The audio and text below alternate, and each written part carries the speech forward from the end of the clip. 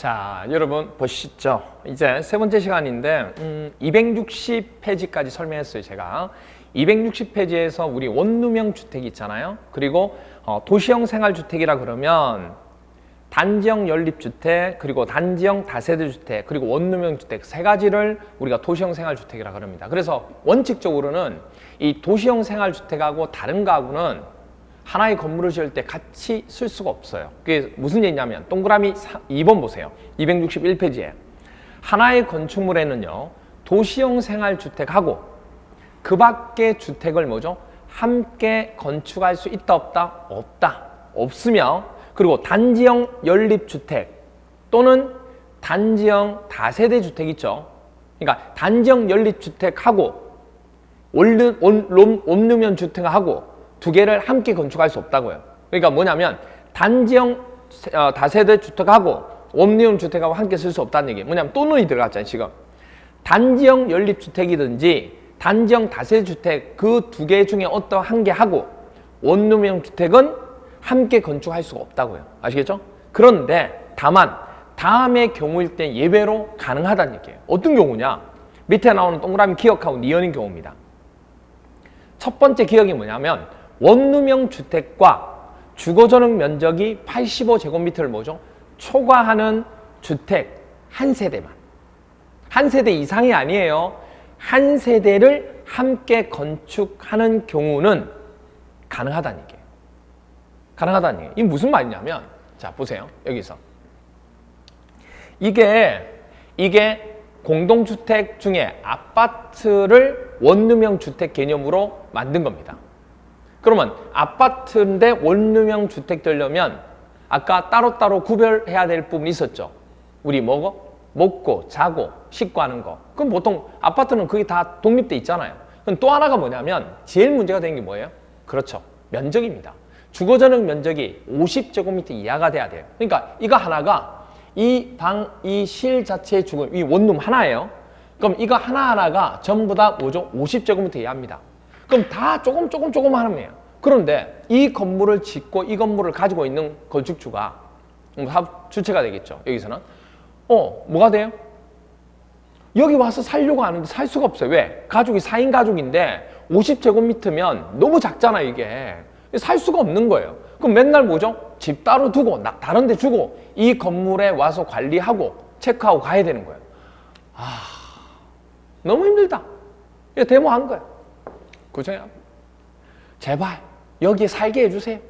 살면 되잖아. 아니 4인 가족이 어떻게 사냐고. 그러면 따로따로 한 개씩 여기 하나 나 여기 하나 부인 여기 하나 뭐죠? 아들 여기 하나.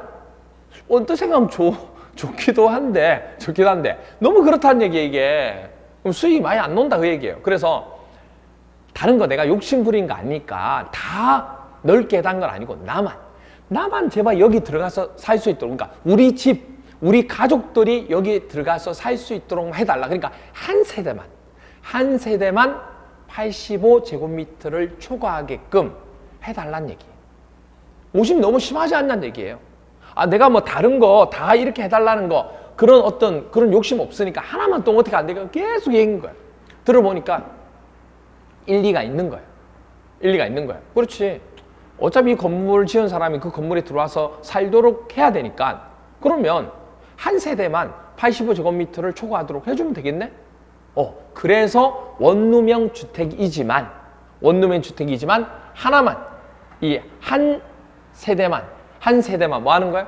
85제곱미터 초과하도록 해서 짓도록 해준 거예요. 뭘 때? 원룸형 주택인데도 불구하고. 그게 예외적인 사항 중에 하나입니다. 그렇구나. 그다음 또 하나 예외는 니은에 보시면 준주거지역 있죠. 주거지역에 준한 곳 그리고 상업지역 여기가 특히 뭐냐면 1인 가구가 많은 곳이에요. 1인 가구가. 그럼 1인 가구가 많다는 얘기는 뭐냐면 거의 뭐죠? 뭐로 많이 해야 돼요? 고시원에 이런 데서 많이 살 수밖에 없잖아요. 그래서 이런 지역에서는 원룸형 주택하고 도시형 생활주택인 게 다세대 단지형 다세대 주택 그리고 단지형 연립주택 원룸 주택이잖아요. 그러면 그 세 개 중에서 원룸형 주택과 도시형 생활주택 외의 주택 그 외에 주택을 함께 건축할 수 있는 경우 그렇죠? 함께 건축할 수 있도록 해준 거예요. 어디에서만? 준주거지역하고 상업지역일 때만 가능하다는 얘기예요. 원래는 도시형 생활주택하고 다른 가구 쓸 수가 없어요. 그런데 어떤 지역일 때만 준주거지역하고 상업지역은 1인 가구가 너무 많다 보니까 그 지역일 때는 원룸형 주택하고 다른 거 하고 함께 건축할 수 있도록 해주겠다는 얘기예요. 무슨 이야기죠? 그 개념이 되는 겁니다. 그것만 안 헷갈리시면 돼요. 그렇죠? 그래서 이제 동그라미 기억은 이해했고 동그라미 이혼도 기억 이해했는데 동그라미 기억은 원룸형 주택 내에서 한 세대만 85제곱미터 이건 괜찮은데 동그라미 이혼 자꾸 잊어버려요. 이게 무슨 지역이었지? 무슨 지역이었지? 막 헷갈리는 거예요. 자, 그래서 여러분 드라마 보시면 옛날에 드라마 보시면 그거 나왔죠. 시따님 하는 거 나오죠.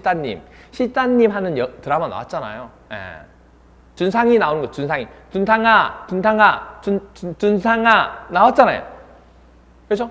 그래서 그때 뭐 최주호가 이런 얘기했잖아요. 준산시 원룸형에 도시형 빼고 도시형은 나가 싫으니까 도시형 빼고 우리 라면 먹으면서 함께 할래요? 되나요? 준산시 원룸형에서 도시형 빼고 함께 할 수 있어요? 함께 할 수 있어요. 언제요? 준산시 어디에서? 준산시 원룸형에서 누구 빼고? 도시형 빼고 함께 할 수 있어요. 함께 할 수 있어요. 오, 준상이 좋겠습니다. 이렇게 된 거예요.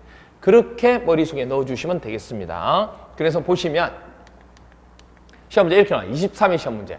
주택법령상 도시형 생활주택에 관한 설명으로 틀린 것은 첫 번째, 도시형 생활주택은 도시형 세 글자 300세대 미만이어야 합니다. 맞네요. 두 번째, 수도권 정비계획법에 따른 수도권의 경우 도시형 생활주택은 1호 한 세대당 여러분들 300세대 미만이고 그리고 또 하나 뭐였죠? 또 하나가 국민주택 규모 이하였죠. 그러면 주거전용 면적이 85제곱미터 이하가 되는 거 맞죠? 그 다음 국토계획 및 이용에 관한 법률에 따른 도시지역에 건설하는 세대별 주거전용. 우리 도시형 생활주택은 도시지역에 한다고 그랬죠? 그때 세대별 주거전용 면적이 85제곱미터 이하인 아파트는 도시형 생활주택에 해당하지 아니한다. 여러분들 아파트가 도시형 생활주택이냐고요. 그건 아니라고 그랬잖아요. 도시형 생활주택에 속해야지만 그 아파트가 도시형 생활주택이 되는 거지. 그렇죠? 그 다음에 도시형 생활주택에는 분양가 상한제가 적용된다 안 된다? 안 된다고 얘기했죠. 보호평인데. 그렇죠? 동그라미 4번 부분. 그 다음에 동그라미 5번 준주거지역에서 준산시 원룸형에서 누구? 도시형 빼고 함께 해요. 함께 할 수 있다고 그랬죠. 준주거지역에서는 도시형 생활주택인 원룸형 주택과 도시형 생활주택이 아닌 주택 한 세대는 하나의 건물에 함께 건축할 수 없다? 있죠. 답은 5번이 되죠. 되나요? 이렇게 주어지게 됩니다. 이렇게 봐주시면 되죠. 자, 그렇게 되고요. 그렇게 되고, 됐죠? 그 다음에 하나 보셔야 될 게 이겁니다. 어떤 거냐면, 여러분들 259페이지 넘어갑니다, 이제. 그 뒷부분은 설명을 거의 드렸습니다. 설명을 드렸고, 261페이지 잠시 보시면, 그 아래쪽에 보시면, 아까 제가 그 체계도 부분 한번 얘기했잖아요. 절차도. 그래서 건축주하고, 그 다음 쭉 나오는데, 건축법과 주택법 부분, 체계도 부분 쭉 정리해놨죠. 이 부분, 아까 제가 설명을 드렸던 부분 중에 하나입니다. 네, 그 부분, 그걸 본 거예요. 자, 259페이지 보시죠. 259페이지 보시면, 용어 정리가 세 가지가 빠졌어요, 지금. 세 가지가 좀 빠져가지고, 이거를, 필기하려면 힘드니까, 여러분 암기장 제가 드린 거 있죠. 그 암기장 부분에서 몇 번이냐면, 12번. 암기장에서 12번 보시기 바랍니다. 12번 부분 미리 설명할게요. 이 12번 부분이 내용이 좀 빠져서 용어 정리인데 필수적으로 필요한 건데 빠졌어요. 그래서 시험 문제 많이 나왔던 건데 이걸 좀 이 암기장과 설명할게요. 우리가 주택을 지을 때 아까 주택에서 부대시설과 복리시설도 포함된다고 얘기했잖아요. 그러면 부대시설에서 주택에 딸린 주택단지 안에 도로라든지 그리고 담장이라든지 주차장이라든지 관리사무소라든지 건축설비에 해당되는 것들 그리고 그 외에 뭐죠? 방범설비 이런 시설 또는 설비를 부대시설이라고 합니다. 그리고 복리시설이란 뭐냐면 주택단지 입주자들의 생활복리를 위해서 어린이 놀이터 있죠. 그리고 근린생활시설, 유치원, 주민운동시설 및 경로당 등의 공동시설을 우리는 복리시설이라고 합니다. 이게 시험 문제에서 부대시설을 주어지고 복리시설이 들어가서 답이 되는 경우가 있고, 복리시설을 물어보는데 부대시설이 들어가서 답이 되는 경우가 있어요. 이걸 외우셔야 되는데, 물론 앞잘 따서 몇 가지는 얘기하겠지만 기본적으로 상식적으로 이렇게 생각하세요. 부대시설은요, 둘 다 건물을 지을 때, 건축물을 지을 때 다 추가적으로 들어오는 부분 중에 하나입니다. 그게 주택으로 보는 거예요, 우리가. 그런데 이렇게 생각하세요. 부대시설은 주택에 딸려 있는 것, 즉 주택 건물이죠. 건축물을 위해서 존재하는 거라고 생각하면 돼요. 그러니까 누가 주체가 되냐, 그 얘기예요. 부대시설은 건축물을 위해서 존재하는 겁니다. 그런데 복리시설은 건축물을 위해서 있는 게 아니에요. 딸려 있지만 주민을 위해서 있는 겁니다. 그것만 생각하면 돼요. 누구를 위한 거냐? 누구를 위한 거냐? 그걸 생각하셔야 돼요. 누구는? 부대시설은 건축물을 위해서 있는 겁니다. 내가 누굴 위해서 있느냐? 건축물을 위해서 있는 거예요. 그런데 누구는? 복리시설은 누굴 위해서 있는 거예요? 그렇죠. 사람을 위해서 있는 겁니다. 주민을 위해서 있는 거예요. 그러니까 주민을 위해서 있는 거니까 보세요. 어린이 놀이터 주민이죠. 주민이 하는 거잖아요. 사람이야. 근린생활시설. 바로 생활할 수 있도록 여러 가지 필요한 시설들. 사람이 있는 거죠. 유치원. 사람이죠. 아이가 가는 거잖아요. 주민운동시설. 주민들이 운동하는 거죠. 경로당. 노인이 가는 거죠. 그러니까 다 사람을 위한 거지 건물을 위한 게 아니에요. 그런데 이거는 건물을 위해서는, 그 건물에 진입하기 위해서는 뭐가 필요해? 도로가 필요하거든요. 도로가 돌아다니려면. 도로는 건물을 위해서 필요한 거고, 그 건물을 보호하는 담장이 있어야 되죠. 그리고 건물을 그 건물에다가 집어넣을 수 없으니까 밑에다가 주차장을 만들어서 건물을 위해서 존재하는 거고, 그리고 관리사무소도 사람을 관리하는 게 아니에요. 건물을 관리하는 거지. 그리고 건축설비는 그 건물에 대해서 공급되는 설비가 되는 거고, 그리고 방범도 건물 부분의 화재나 이런 부분도 여러 가지들 얘기하는 겁니다. 그래서 이런 것들을 구별을 조금 해주시면 돼요. 여러분들이. 아시겠죠? 이거를 조금 구별을 해주셔야 여러분 힘들지 않습니다. 두 개를 꼭 구별을 해주시기 바랍니다. 그래서 머릿속에 정말 헷갈리면 바로 튀어나올 수 있도록 하려면, 부대는 누가 주관하는? 도담이 주관하는. 도담이 주관하는 설비가 최고죠. 이렇게요. 부대는 누가? 담이 주관하는 설비가 짱이죠. 그렇죠? 부대는 누가 주관하는? 도담이 주관하는 설비가 짱이죠. 그래서 도담 주관 설비가 부대입니다. 부대 이름이 도담 주관 설비. 그래서 도로, 주택단지 안에 도로, 그리고 담장, 그리고 뭐죠? 주차장, 관리사무소, 그리고 건축설비나 방범설비. 이 올해 시험 문제 방범설비가 나왔거든요. 이렇게 돼. 31회 시험 때. 그렇게 됩니다. 그렇게 하나 알아주시고, 또 하나 이제 좀 빠진 게 또 하나가 이겁니다. 이거. 간선시설이라는 개념인데, 우리가 도로나 그 건물에 뭐죠? 기본적으로 들어가는 도로, 그리고 뭐 상하수도, 전기, 가스시설, 통신, 지역난방시설 등 주택단지 안에 공급해주는 이게 뭐죠? 이게 바로 기간시설이라고 얘기합니다. 이건 기간시설이에요. 이 기간시설을 그 주택단지 밖에 다른 건물에서도 기간시설이 있을 거니까 그 주택단지 밖에 있는 같은 종류의 기간시설에 연결시켜주는 걸 간선시설이라고 하는 거예요. 그러니까 간선시설과 기간시설을 바꿔서 많이 나오기 때문에 두 개가 헷갈리시면 안 돼요. 무슨 얘기냐면, 자, 여기 한번 보세요. 여기에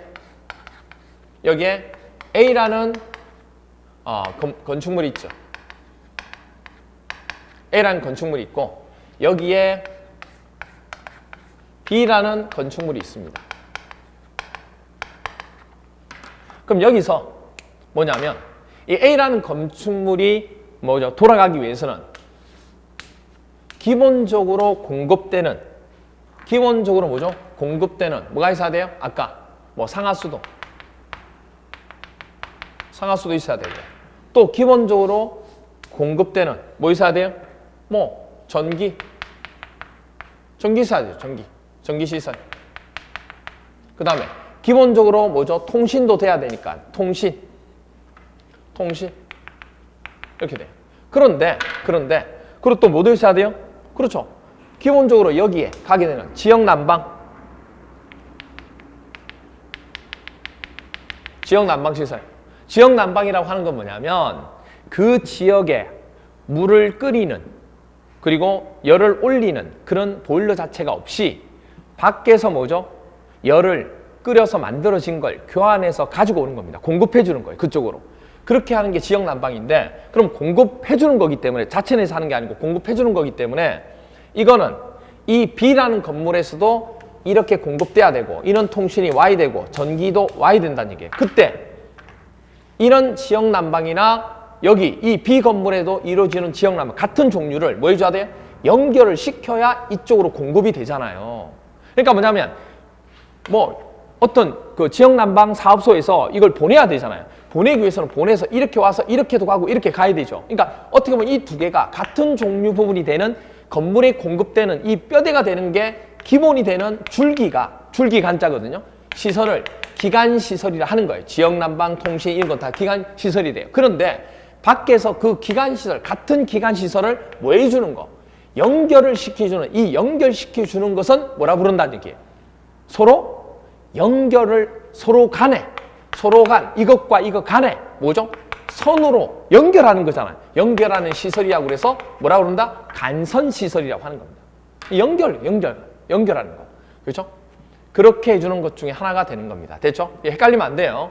기간시설하고 간선시설을 바꿔서 나오기 때문에 그래서 이런 시설은 간선이 아니고 기간시설인데 이런 시설과 이런 시설을 연결시켜주는 걸 뭐라 불러요? 간선시설이라고 하는 겁니다. 아시겠죠? 그렇게 밖에서 공급될 수 있는 거 그렇게 되죠. 그래서 시험 문제에서 이렇게 한번 나왔어요. 주택법령상 17대 간선시설에 해당하는 것은 주택단지 안에 도로라고 하는 것은 뭐죠? 밖에서 연결하는 게 아니라 주택단지 도로 안이죠. 그럼 이건 뭐예요? 복리시설이 아니고 부대시설이 되죠. 주민운동시설은 뭐죠? 그렇죠. 주민을 위한 거잖아요. 그럼 복리죠. 지역난방시설은 밖에서 이것과 이걸 연결시켜주는 거니까 간선시설에 해당되는 거 맞고 주차장은 뭐죠?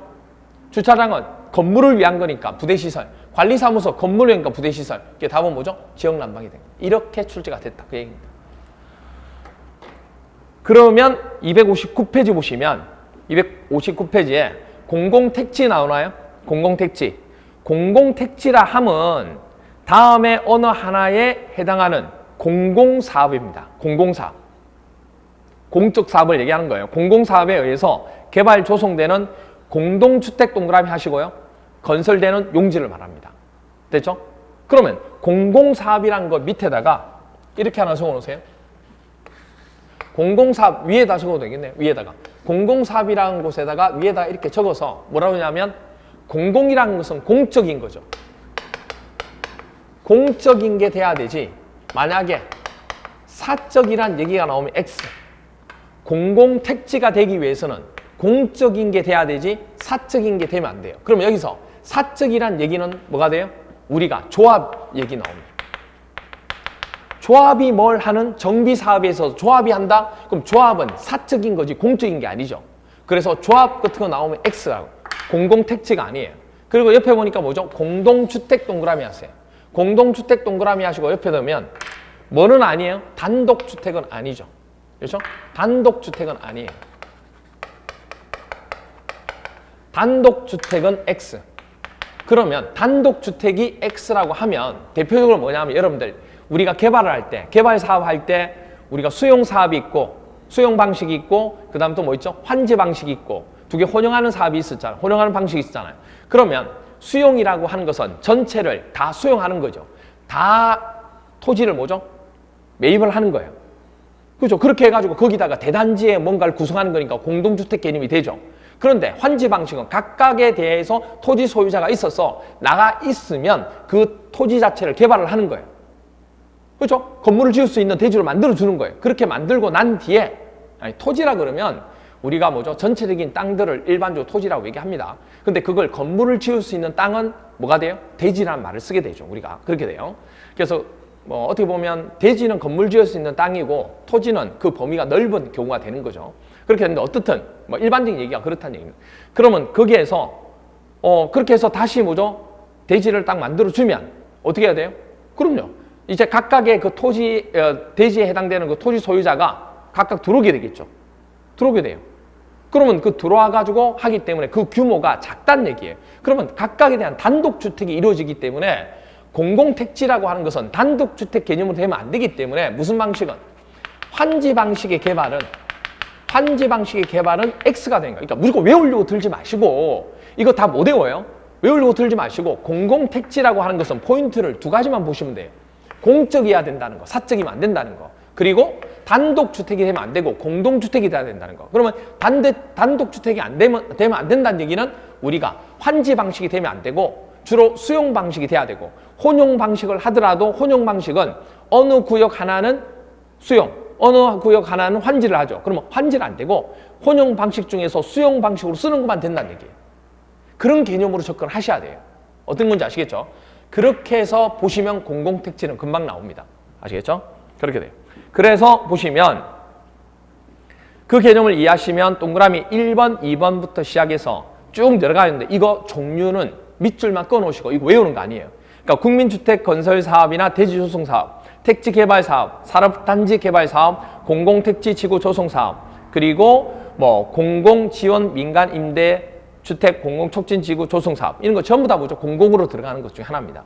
그리고 6번 보시면 도시개발 사업, 수용 또는 사용 방식으로 시행하는 사업과 혼용 방식 중 수용 또는 사용 방식에 해당되는 거. 그러니까 뭐는 안 된다는 얘기예요. 환지 방식으로 한다 그러면 무조건 틀린 거예요. 그렇죠? 그리고 7번 경제자유구역 개발 사업. 이것도 마찬가지. 혁신 도시개발 사업. 그리고 행정중심 복합도시 건설 사업. 그리고 공익사업. 이 전부 다 공공 개념이 되는 거예요. 아시겠죠? 그런 개념으로 보시면 된다는 거. 됐죠? 그래서 자 보시면 시험 문제에서 이렇게 나왔어요. 31회 시험 문제에서 주택법령상 용어에 관한 설명으로 옳은 것은 1번 건축법 시행령에 따른 다중생활시설은 여러분들 다중생활시설은 준주택 맞나요? 그렇죠. 준주택에 뭐가 있어요? 오! 노인 다중기, 다중 맞나요? 해당하는 거죠. 두 번째 주택도시기금으로부터 자금을 지원받았어요. 100%. 그리고 건설되는 한 세대당 주거전용 면적이 85제곱미터 이하가 되는 주택은 국민주택에 해당하는 겁니다. 그렇죠? 예, 네, 맞네요. 85제곱미터 이하니까 맞잖아요. 예, 네, 이렇게 돼요. 그 다음에 간선시설이란 도로나 상하수도, 전기, 가스, 통신, 지역난방 이 자체는 기간시설이에요. 그 건물에 기본적으로 공급되는 줄기라고요. 기간시설. 그걸 연결하는 게 간선이라고. 4번 방범은 아까 이게 올해 시험 문제 31회 시험 문제예요. 이제 올해가 아니고 작년 개념이 되겠죠.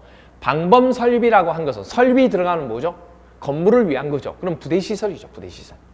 그 다음에 주민 공동시설. 주민 들어갔잖아요. 그러면 당연히 뭐죠? 부대시설이 아니고 복리시설 개념이 되는 거죠. 됐죠? 이렇게 정리를 해 주시면 되겠습니다. 자, 그 다음 이제 보시면 밑에 259페이지에 주택단지 나오죠. 주택단지는 주택건설 사업계획 또는 대지조성 사업계획의 승인을 받게 돼요.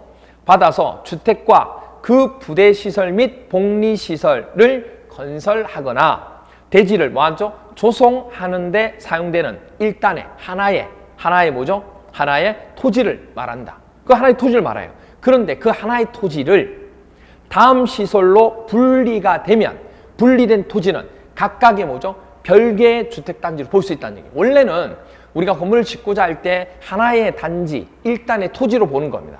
그렇죠? 일단의 토지로 보는데 무슨 말이세요? 일단의 토지로 보는데 이게 다음과 같은 1번, 2번, 3번, 4번과 같은 걸로 뭐가 되면 분리가 되면 분리한 토지는 각각에 대한 개별적인 주택단지로 본다는 얘기예요. 그렇죠? 그래서 뭐로? 철도가 가운데 지나간다. 그럼 두 개를 구별할 수밖에 없죠. 왜? 이걸 뭐 왔다 갔다 할 수가 없잖아요. 그 다음에 고속도로가 지나간다. 왔다 갔다 안 돼요. 그 다음에 자동차 전용도로 안 되는 겁니다. 그리고 폭이 얼마? 20m 이상. 일반 만약이 도로, 고속도로가 아니고 그 다음에 그런 게 아닐 때는 일반 도로일 때는 폭이 20m 이상 돼야지만 이게 두 개가 구분된다고 볼 수 있어요. 그리고 도시계획 예정도로, 도시계획 예정도로 8글자. 그래서 8m 이상. 예정돼 있는 거예요. 8m 이상. 그래서 예정돼 있는 도로를 할지라도 얼마 이상 돼야 돼요? 8m 이상 돼야 돼요. 그리고 3번에 보면 대통령령을 정하는 국도라든지, 그러니까 말 그대로 뭐냐면 우리 그 도시군 계획시설 사업이 있었죠. 그런 사업, 그러니까 공적 부분에 대한 개념이 나올 때 국도나 지방도, 그리고 특별시도 뭐 이런 거 있잖아요. 그런 개념으로 공적인 개념이 들어가게 되는 도로는 전부 다 뭐가 돼요? 고속도로 개념으로 보고 무조건 뭐죠? 면적, 폭에 관계없이 어떻게 돼요? 구분 소유하는 걸로 보는 겁니다. 구분 소유가 아니고 구분한 토지로 본다는 얘기예요. 아시겠죠? 그 개념을 얘기하는 겁니다. 됐죠? 그러면 이제 이걸 이제 머릿속에 넣으셔야 되는데 동그라미 하세요. 동그라미 1번. 철 동그라미 하세요. 고자 동그라미 하세요. 자자 동그라미 하세요. 동그라미 하니까 좀 그렇네요. 철고자. 좀 이상하네요. 철고자. 별개로 보세요. 철고자 붙이지 말고 별개로 철, 고, 자 이렇게 하시라고요. 별개로. 별개로. 따로따로 된 거예요. 철고자 하면 좀 이상하잖아요. 철고자 하면 이상하죠. 철고자 하면 철, 고, 자 하면 이상하죠. 그러니까 별개로 보라고요. 별개로 해도 이상하게, 이세하게 폭발리네. 그렇죠?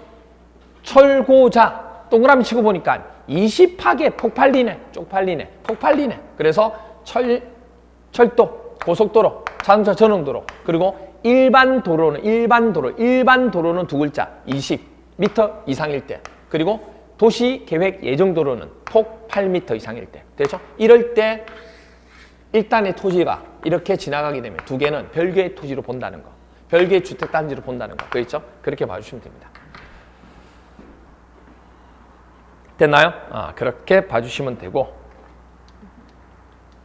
자, 그래서 보시면 공공택지부 아까 얘기했죠. 자, 16번 문제 보시면 주택법령상 사업주체가 공공택지 안에서 건설 공급하는 공동주택이 대하여는 국토교통부령에 따라 산정된 분양가격 이하로 공급해야 된다. 이에 해당하는 공공택지가 아닌 거 물어봤어요.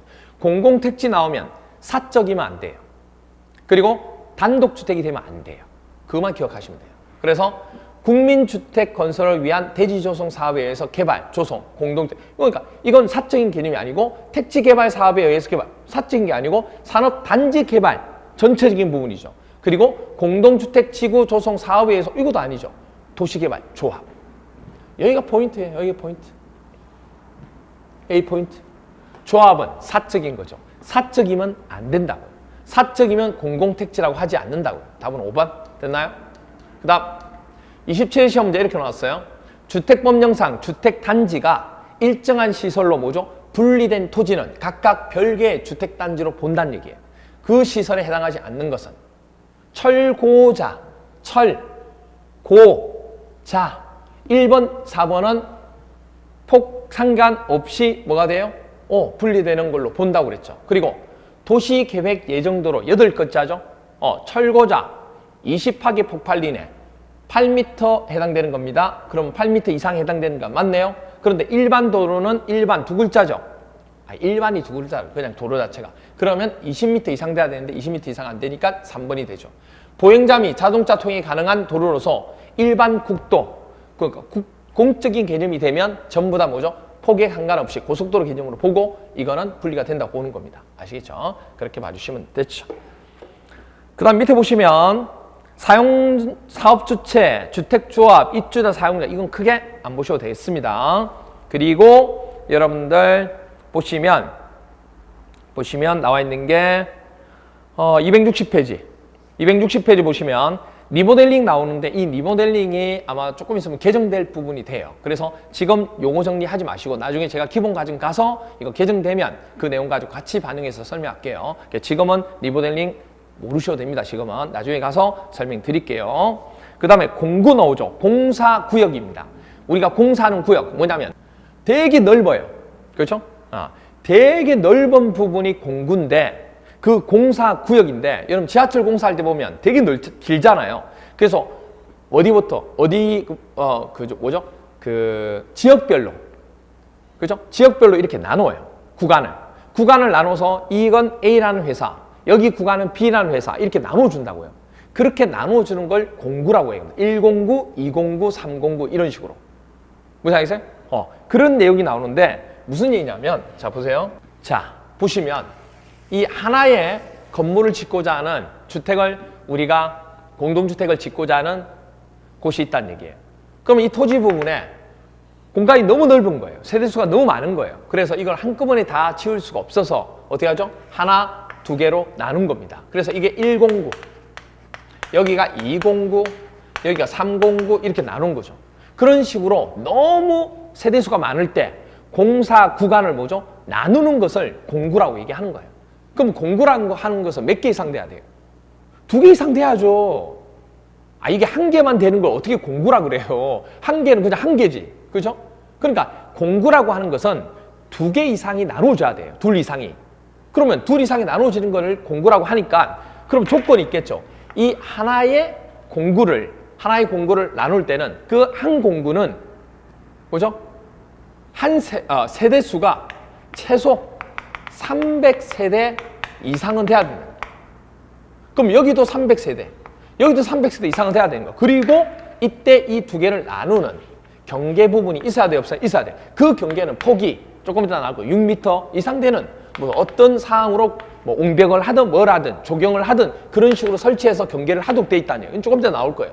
근데 지금 알아야 될 것은 뭐냐면 한 세대가 최소 얼마예요? 300세대 이상이라는 얘기예요. 그러면 전체 세대수가 얼마 정도 되어야지만 공구가 가능하냐고요. 공동구매 아니에요. 공동구매 아니에요. 자꾸 공구 생각하면 공동구매 생각하는데 아니에요. 아니에요. 여러분 공구 아니에요. 공구는 공사구간 아시겠죠? 공사구역 이렇게 돼요. 그러면 세대수가 최소 얼마는 돼야 돼요? 그럼요. 2개 이상이니까 하나 300, 300하면 600. 그렇죠. 600세대 이상 돼야지만 전체 세대수가 600세대 이상이 돼야지만 뭐가 돼요? 공구가 되는 거예요. 그때 쪼갰을 때 한 공구는 300세대 이상. 그리고 이렇게 공구를 나누면 이 한 공구에 대해서 공사를 시작할 때 착공신고 있죠? 착공신고 별도로 각각 해도 돼요. 그리고 나중에 착공신고하고 난 뒤에 검사받아요. 사용검사도 다 같이 받는 게 아니고 따로따로 받아도 된다는 얘기예요. 무슨 얘기겠어요? 오케이. 그러면 보시면 그래서 공구는 하나의 주택단지에서 몇 개? 2 이상으로 구분되는 일단의 구역으로 착공신고나 사용검사를 별도로 수행할 수 있는 구역을 말합니다. 그래서 동그라미 1번 보시면 다음에 어느 하나에 해당하는 시설을 설치하거나 공간을 조성하여 몇 미터? 6m 이상의 너비로 그 공구간의 경계를 설치하면 돼요. 밑에 보시면 주택단지 안에 도로를 설치한다든지 아니면 부설 주차장을 설치한다든지 아니면 옹벽이나 축대, 녹지, 어린 놀이터 등 부대시설이나 복리시설 설치해도 된다는 얘기예요. 그렇죠? 그리고 동그라미 2번 보시면 공구별 세대수는 몇 세대? 600세대 이상 돼야 된다. 옆에 화살 표시하시고 주택단지 전체 세대수는 얼마? 600세대 이상이라고 적어놓으세요. 다시 옆에다 화살 표시하시고 한 공구별 세대수가 300세대 이상이니까 옆에 화살 표시하시고 주택단지 전체 세대수는 얼마? 600세대 이상이라는 거 적어놓기 바랍니다. 됐나요? 오케이. 그럼 문제 한번 풀어볼게요. 자, 주택법령상 가로 안에 알맞은 것은 도시지역에서 국민주택 건설 사업계획 승인을 신청하려는 경우 공구별 분할하여 주택을 건설 공급하려면 주택단지 전체 세대수는 얼마 이상 돼야 돼요? 그럼요. 600. 간단하죠. 이렇게 쉽게도 출제가 되었다는 얘기예요. 자, 28회 시험 문제. 종합적인 문제라고 보시면 돼요. 우리 용어 정리해서. 그래서 용어 정리해서 종합적인 문제. 여기까지 하면 용어 정리 부분의 내용은 끝나는 겁니다. 그러면 전체적인 부분을 하면 주택법령상 용어에 관한 설명 옳은 것은 1번. 폭 10m의 일반 도로로 분리된 토지는 여러분 일반 도로는 두 글자죠. 그럼 20m 이상 되어야지만 별개의 주택단지를 볼 수 있어요. 틀렸나요? 두 번째, 공구란 하나의 주택단지에서 둘 이상으로 구분된 일단의 구역으로서 공구별 세대수는 300세대 이상 돼야 돼요. 틀렸나요? 세 번째, 세대 구분형. 무슨 형? 구분형. 세 글자죠. 공동주택이란 주택 내부 공간의 일부를 세대별로 구분해서 그렇죠. 생활이 가능한 구조를 하는 거 맞습니다. 그런데 그 구분된 공간의 일부를 구분 소유할 수는 없어요. 그렇죠? 그 다음 500세대인 국민주택 규모의 원룸형 주택. 무슨 형? 원룸형 주택입니다. 도시형 주택의 종류 중에 하나죠. 도시형은 세 글자죠. 300세대 미만이고 국민주택 규모 이하입니다. 그런데 500세대라고 그랬으니까 틀렸죠. 그 다음에 산업단지 및 개발에 관한 법률에 따른 산업단지 개발 사업에 의해서 자, 공공택지가 되기 위해서는 사적 이지면 안 되고 단독주택이면 아닌데 그 얘기가 없잖아요, 지금. 그렇죠? 그러면 공공택지로 볼 수가 있는 거죠. 답은 5번. 이렇게 되는 겁니다. 됐나요? 오케이. 자, 그럼 이제 앞부분 설명했고 263페이지에 사업주체 나오는데 이거는 나중에 기본과정 가서 볼 겁니다. 넘겨서 260페이지 주택의 건설 절차 나오죠? 아까 한번 절차 설명했잖아요. 건축법 얘기하면서 그거 정도만 보시면 되고 그 다음에 뒤에는 주택의 분양 가격 제한이라든지 그 다음에 쭉 넘겨서 주택 건설 자금 정리는 뼈대 이론에서는 할 필요가 없습니다. 기초 이론에서는 나중에 기본 과정 가서 설명을 드리도록 하겠습니다. 그렇게 하면 주택법은 정리가 된 겁니다. 아시겠죠? 그러면 이번 시간에 했던 거 우리가 암기해야 될 암기장 부분 정리하고 조금 쉬었다가 농지법 마무리 들어가도록 할게요. 하나의 건축물에는 도시형 생활주택과 그 밖의 주택을 함께 건축할 수 있다 없다? 없어요. 그런데 예외적으로 원룸형 주택과 주인이 들어가서 사는 주거 전용 면적이 85제곱미터를 초과하는 주택 한 세대는 함께 할 수 있어요. 그리고 또 누구? 준산시 원룸형 주택에서 도시형 빼고 함께 해요. 가능해요. 어느 하나에 해당하는 경우에 예외로 가능하다는 얘기예요. 하나의 건축물에는 단지형 연립주택 또는 단지형 다세주택과 원룸주택을 함께 건축할 수 없습니다. 됐죠? 그 다음에 주택단지란 주택건설사업계획 여기서 보시면 11번에서 갑자기 14번 가니까 이상하다 생각하는데 아까 12번, 13번 앞에서 했습니다. 주택단지란 주택건설사업계획 또는 대지조성사업계획 승인을 받아 주택과 그 부대시설 및 복리시설을 건설하거나 대지를 조성하는 데 사용하는 일단의 토지를 주택단지라고 합니다. 그런데 다만 뭐로? 일단의 토지인데 뭐로?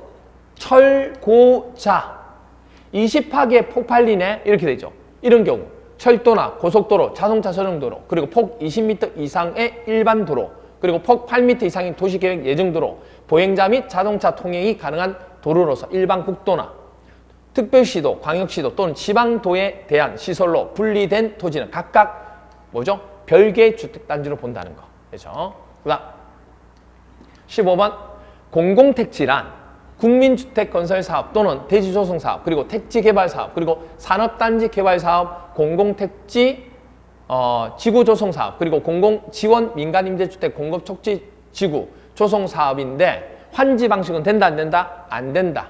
그리고 도시개발 사업에서 도시개발 조합이 시행하는 것도 사적이기 때문에 안 된다. 그리고 그 외 보면 거의 다 공적인 형태잖아요. 그래서 이 언어에 해당하는 공공사업에 의해서는 개발 조성하는 데는 공동주택이 건설되는 것은 공공택지로 본다는 얘기예요. 됐죠? 이렇게 됩니다.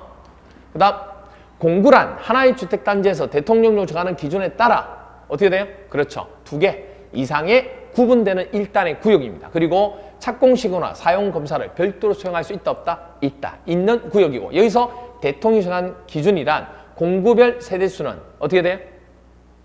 300세대. 그렇죠? 300세대 이상으로 할 것. 근데 주택단지 전체 세대수는 뭐죠? 600세대 이상이 되고 주택단지 안에 도로나 주택단지 안에 지상에 설치하는 부설주차장 그리고 주택단지 안에 옹벽이나 축대 식재 조경이 된 녹지, 어린이 놀이터 등 부대시설이나 복리시설에서 사업계획 승인권자가 적합하다고 인정한 시설이 있죠. 이 언어에 해당하는 시설을 설치하거나 공간을 조성할 몇 미터? 6m 이상의 너비로 공구 간의 경계를 설정할 것, 이 요건을 모두 충족하는 것을 공구라고 한다는 겁니다. 아시겠죠? 오케이. 여기까지 하면 우리 세 번째 시간에서 주택법까지는 다 정리가 끝났습니다. 됐죠? 조금 쉬었다가 마지막 해당되는 법령, 농지법까지 들어가도록 하겠습니다. 조금 쉬었다 들어갈게요.